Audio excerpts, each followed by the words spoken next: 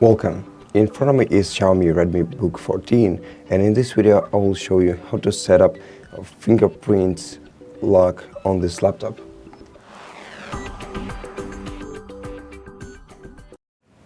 So if you want to unlock your device using your fingerprint, first open the Start menu, which is located right here. Then go to Settings.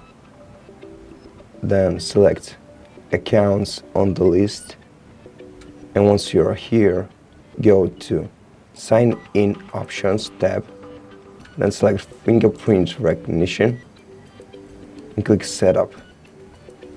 And then, once you're ready, tap Get Started, input your PIN,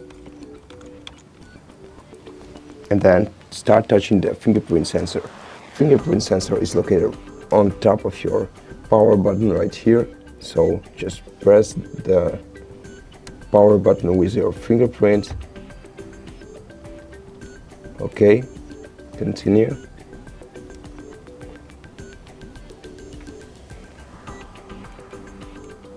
Go slow and steady at the edges, and right now you're all set. So you can close this window. And right now let's try to unlock our device using the fingerprint. And as you can see, it worked very fine.